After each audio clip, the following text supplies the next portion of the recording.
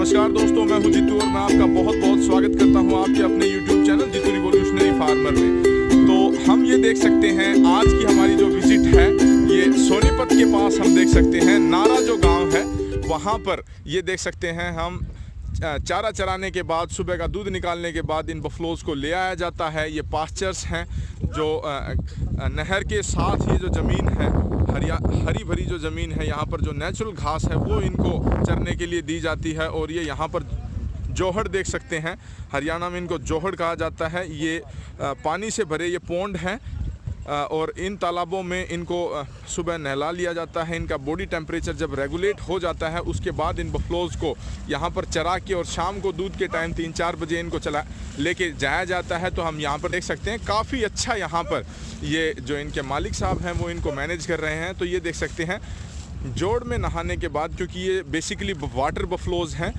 पानी की भैंसें हैं ये, तो पानी में अगर इनको एक्सरसाइज करने के लिए मिल जाता है तो बहुत खुश होती हैं। तो ये देख सकते हैं मिनी बफलो है ये, तो मिनी नस्ल की ये भैंस जो जा रही है। तो ये देख सकते हैं हम ये जो हमारी नारा विलेज जो कि सोनीपत डिस्ट्रिक्ट में पड़ता है उसमें जो हमारी ये विज़िट है। तो यहाँ पर देख सकते हैं जो नेचुरल पास्चर्स हैं, जो चारागाह हैं, उनमें बफलोज़ को सुबह खोल के ले आया जाता है, जहाँ पर ये अपनी मन मर्जी से घूम सकती हैं, अपनी एक्सरसाइज कर सकती हैं, भागने का मन हो तो भाग सकती हैं। और जो भी इनका अगर छाया में इनका जाने का मन हो तो पीछे हम बफलोज़ को देख सकते हैं, कुछ एक बफलोज़ छाया में भी खड़ी हैं।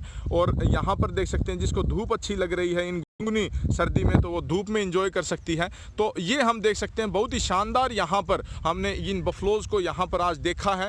और इससे मैं यहाँ पर ज़रूर बताना चाहूँगा कि इनमें एक तरह का सोशल ऑर्डर जो हमारी समाज में ऊंचाई और निचाई जो होती है वो इनमें भी, इनका भी एक जो पशुओं का जो सोशल ऑर्डर होता है, ये एक दूसरे के साथ लड़ते कतई नहीं हैं, ये एक दूसरे के साथ घुल मिल जाते हैं। और हम ये देख सकते हैं अगर दो पशु, एक ताकतवर है और एक कमज़ोर है, तो कमज़ोर पशु उससे दूर ही रहता है, उससे पास नहीं आता। तो किसी भी तरह की फाइटिंग यहाँ पर हम नहीं देख सकते। काफ़ी अच्छा यहाँ पर ये जो चारागाह में इनको खुले में चराने की जो अरेंजमेंट है इस नारा गाँव में हम काफ़ी अच्छी देख सकते हैं। यहाँ पर सोशल ऑर्डर ही नहीं, इनके एक्सरसाइज करने की वजह से जो इनके खुर होते हैं वो भी टाइम टू टाइम घिसते रहते हैं, जिसकी वजह से इनकी खुर लंबे होने की और खुर रिलेटेड प्रॉब्लम्स नहीं आती हैं, जो कि एक खुट्टे पर बंधी हुई बफलो की जो समस्याएं आ जाती हैं वो इन बफलोज़ में हमें देखने को नहीं मिलती।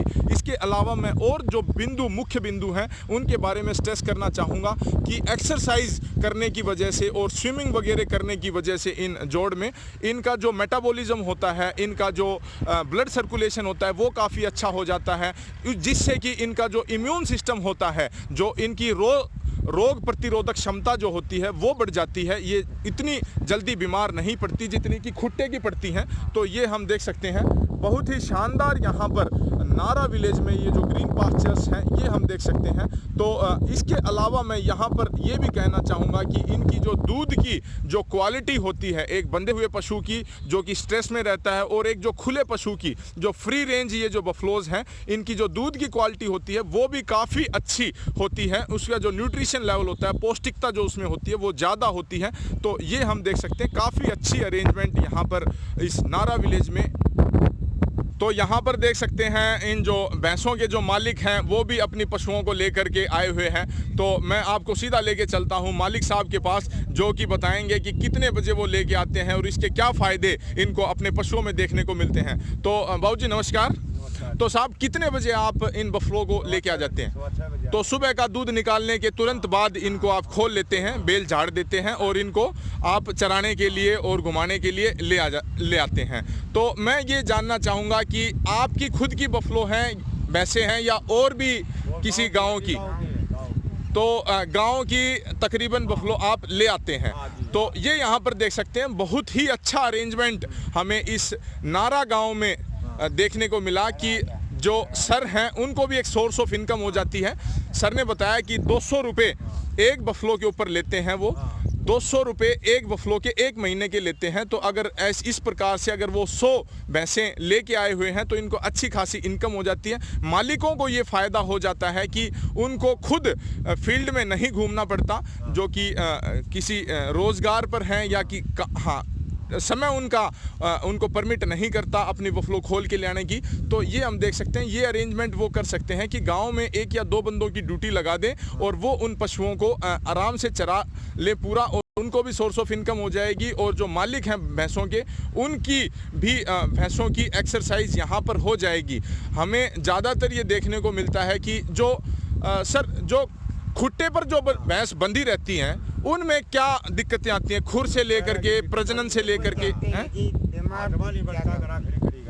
तो सर ने बताया कि बोर हो जाती हैं पशु खुट्टे पर बंधा स्ट्रेस में ज़्यादा रहता है, ज़्यादा उसको बीमारियां जाकर के घेरती हैं, गंदगी ज़्यादा वहाँ पर रहती है। और आपके गांव में कच्चे वो हैं खुट्टे या पक्के खुट्टे हैं? तो सर ने जैसा कि बताया है कि पक्के खुट्टे होने की वजह से वो ज़्यादा खुश नहीं रह पाती हैं, तो या तो उनके लिए ओपन जगह बनाया जाए, उनके बाड़े खुले बनाए जाएं ताकि वो रेत में बैठ सकें, या फिर इस तरह की अरेंजमेंट हो कि उनको खुले में यहाँ पर वो लेकर घुमा सकें ताकि उसकी एक्सरसाइज हो के। तो यहाँ पर हम देख सकते हैं कि जैसा कि सर ने बताया कि भैंसों में तो मिल्क की क्वालिटी बढ़ जाती है तो क्वांटिटी भी बढ़ती है, कुछ पैदावार में भी फर्क आता है। कितना एक भैंस में कितना, आधा किलो, 1 किलो, 2 किलो, 2 किलो भी हो जाता है जी। तो जैसा कि सर ने बताया 1-1.5 किलो आ जाता है सर। तो सर ने बताया है कि 1-1.5 किलो दूध में इजाफा उनकी भैंसों में हो जाता है अगर उनको खुले में चराया जाता है बजाय कि उसको खुट्टे पर रखने के। तो यहाँ पर मैं अब एक मैसेज देना चाहूँगा अपने व्यूवर्स को कि पशु को जो कि एक जिंदा जीव है उसको एक मशीन की तरह ट्रीट ना करें।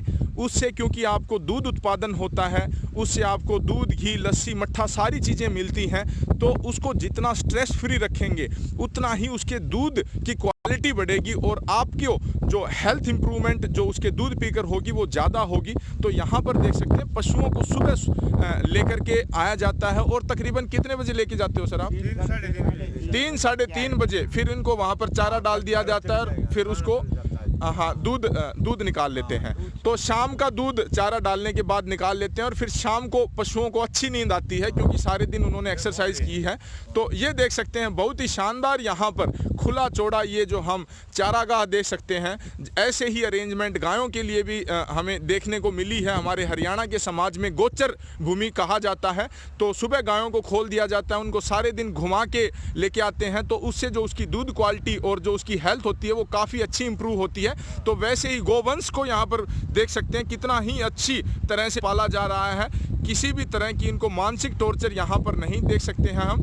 एक बफलो ने अगर गर्दन उठा ली है तो इनमें एक सोशल ऑर्डर है, ये अपने आप मैनेज कर लेंगी। या तो मजबूत बफलो उसको खदेड़ देगी या फिर उससे दूर चली जाएगी। तो ये हम देख सकते हैं ये खुले में एक सोशल ऑर्डर बन जाता है इनका, ये अपने आप देख लेती हैं या तो वो मजबूत भैंस है या उससे कमज़ोर है, तो वो एक दूसरे से दूर दूर उसी तरह से रहने लग जाती हैं। तो ये देख सकते हैं काफ़ी अच्छी यहाँ पर भैंसें हम देख सकते हैं जिनकी एक्सरसाइज यहाँ पर हो रही है। नारा विलेज में हम ये देख सकते हैं काफ़ी अच्छी अरेंजमेंट है। ये जो नहर के साथ हम यूकलिप्टस सफ़ेदे के जो पेड़ देख सकते हैं, इसके साथ ये जो ज़मीन है यहाँ पर इन पशुओं को खोल के लाया जाता है। तो मैं अपने डेयरी किसानों से ये ज़रूर कहना चाहूँगा कि पशु की भावनाओं को समझें, पशु के कष्टों को समझें, उसके स्ट्रेस को समझें, उसके साथ एक आत्मीयता का जुड़ाव ज़रूर रखें जिससे कि वो पशु आपसे ज़्यादा अच्छा दूध आपकी डेयरी पर दे पाए, वो भी खुश रहे और किसी भी प्रकार का प्रताड़न उसके ऊपर हमें न देखने को मिले। तो और देख सकते हैं मुर्रा नस्ल की बहुत ही शानदार बफलो यहाँ पर हम देख सकते हैं जो कि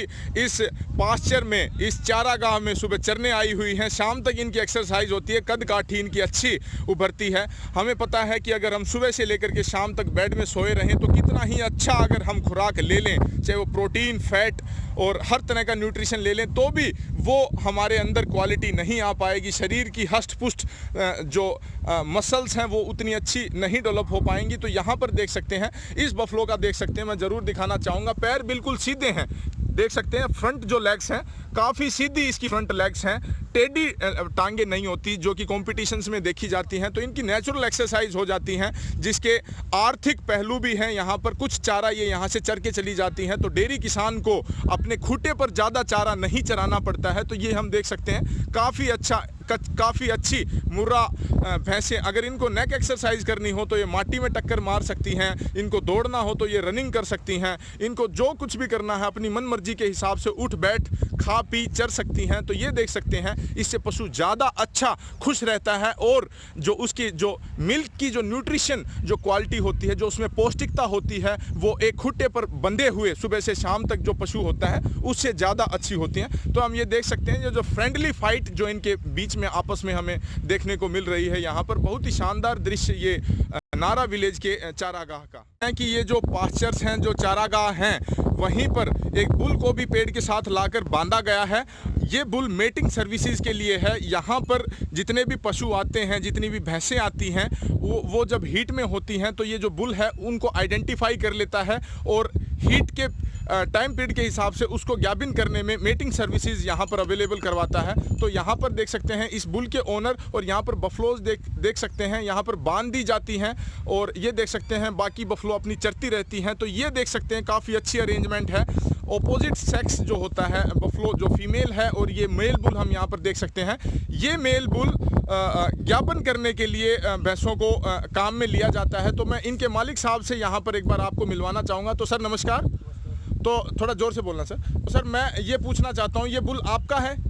तो सर कितने इसकी एज है अभी? 18 महीने की मात्र इस बुल की एज है और मेटिंग सर्विसेज ये अच्छी देता है। तो सर अभी तक कितनी भैंसें ज्ञापन हो चुकी हैं इससे? 16 भैंसें अभी तक सर ने बताया है कि इस बुल से ज्ञापन हो चुकी हैं। इसकी माँ का मिल्क यील्ड कितना है सर? 26 लीटर की सर ने बताया कि बफलो है। और गांव में सबसे ऊंची जो दूध देने वाली जो भैंसें हैं वो सर की ही हैं। तो इससे पहले उनके पास एक 27 लीटर की भी बफलो थी, अभी जो है उनके पास 26 लीटर की है, जिसका ये मेल काफ है, जो कि आगे नस्ल सुधार में अपना काफ़ी अच्छा योगदान देगा। इसके जो काफ आएंगे, इसके जो बछड़े और कटड़े और कटड़ियाँ आएंगे वो काफ़ी अच्छे होंगे। मेल बुल था जो सर ने अभी हमें दिखाया है, उसकी माँ बफलो हम यहाँ पर देख सकते हैं, काफ़ी उम्दा मुर्रा नस्ल की भैंस। कीचड़ में लौटने के कारण ये देख सकते हैं थोड़ा सा शरीर को मैला जरूर किया है, लेकिन मिल्क यील्ड में ये बफलो काफ़ी उम्दा है। तो सर कितना लीटर इसका मिल्क यील्ड बताया आपने? 82 है, तो कितना दूध देती है?